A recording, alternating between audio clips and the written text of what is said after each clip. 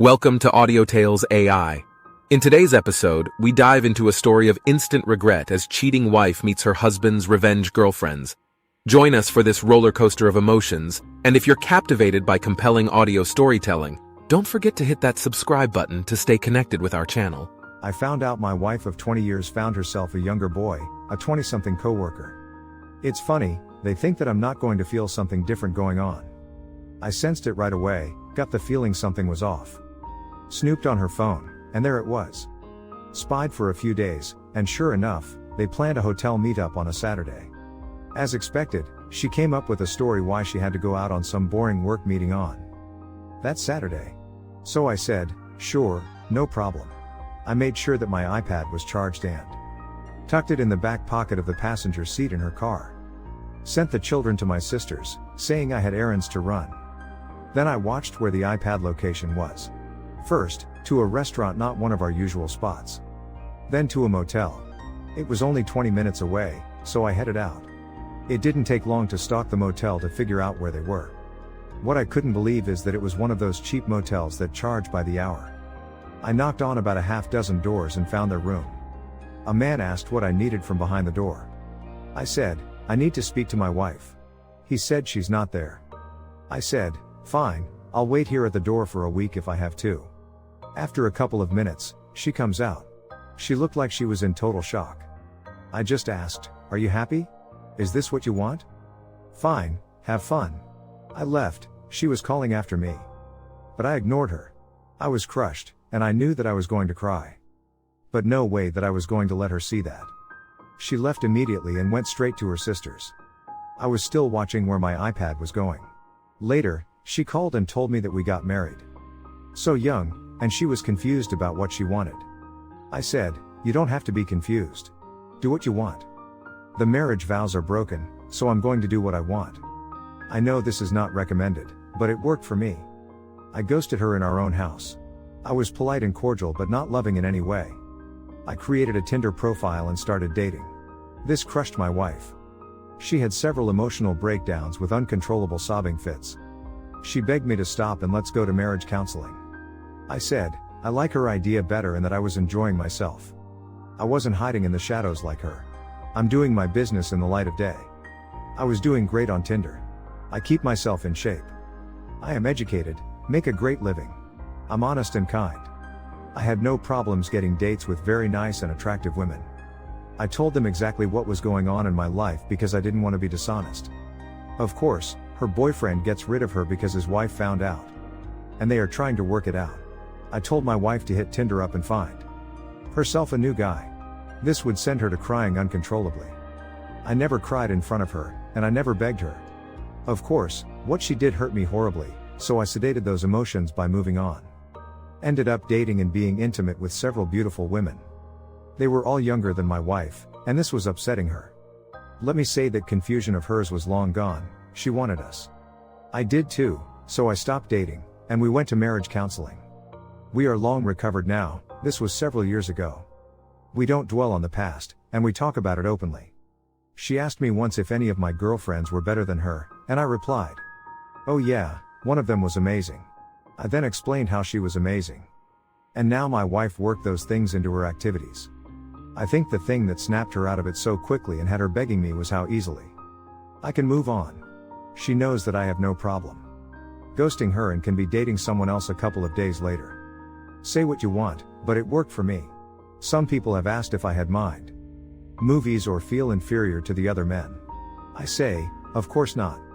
He's the kind of man that goes to cheap motels with aging married women with self-esteem issues. Is that all he can score? If this ever happens to you, maybe just give it a try. An unconventional approach may be. But it worked for us. Thank you for listening. End of the first story. We have another story coming up next, but before that, if you are enjoying the video so far, please give a thumbs up and do subscribe to the channel. The second story is titled Caught My Girlfriend of 4 Years with My Best Friend. So as the title says, I had my heart put through a grinder by my now ex-girlfriend and ex-best friend. A bit of backstory, I met my ex when I was 19, and everything was seemingly perfect. She was kind, caring, and seemed like the perfect human being, always telling me how much she loves me. how and everything she asked for, and so on. A few days into our relationship, I introduced her to my best friend, a guy whom I have known forever. We were born a month apart and have been inseparable since we were toddlers. They met, and everything was perfect. He told me that we were perfect for each other, and he'd be there for us.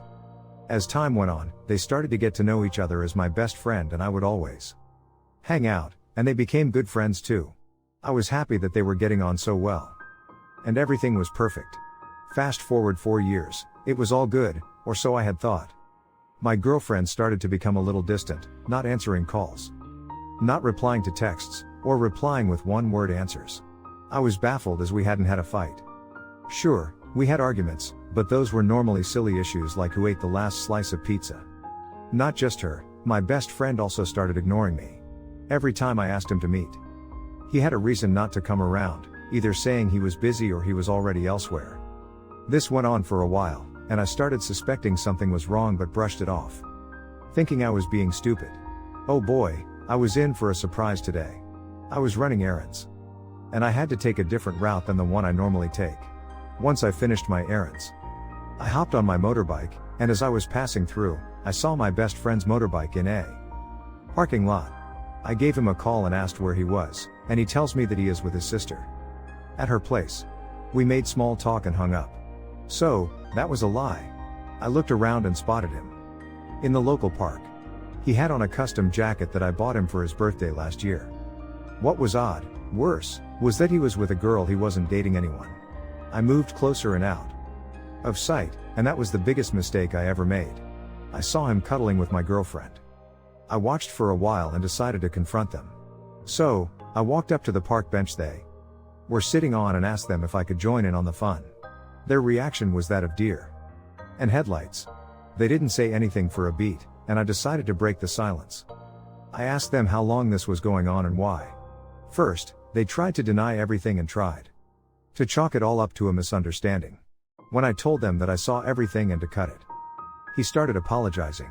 I asked them once more, and he told me that they had been having an affair for the past 2 years. They wanted to tell me but didn't have the courage. She had the gall to tell me that it was only an emotional affair earlier and it only got physical a few months ago. Then she tried to say something else, but I just held up my hand and got up. I was fuming.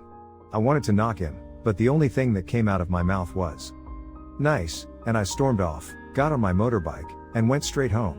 Once I was home, the gravity of the situation dawned on me, and I just broke. This was the man whom I considered my brother, who has been with me all my life, and the girl whom I thought I would spend the rest of my life with, and they did this. After a couple of hours, both of them started blowing up my phone with calls and messages, apologizing and asking me to let them explain. I'm not responding to either of them as I don't have the mental strength to talk to them now. I might end up saying or doing something I regret later. I don't know what to do. Everything feels meaningless and everything's a lie. I don't understand anything, which is why I am here. A broken man who was knocked in the back by the two people he trusted the most in life. And up until a few hours ago, I would have done anything for them. And now, here is the update. I have a great support system in place, family and friends, who have been honest and constantly helping me. I have also scheduled therapy sessions as well. I have an appointment for testing STDs and STIs tomorrow. One can never be too careful. They knew better yet decided to betray my trust, showing me how much they valued me. They have been blocked from all forms of social media and calls. I have gone completely no contact with them. Her belongings have been packed, and a couple of my friends will be supervising her when she arrives to collect them.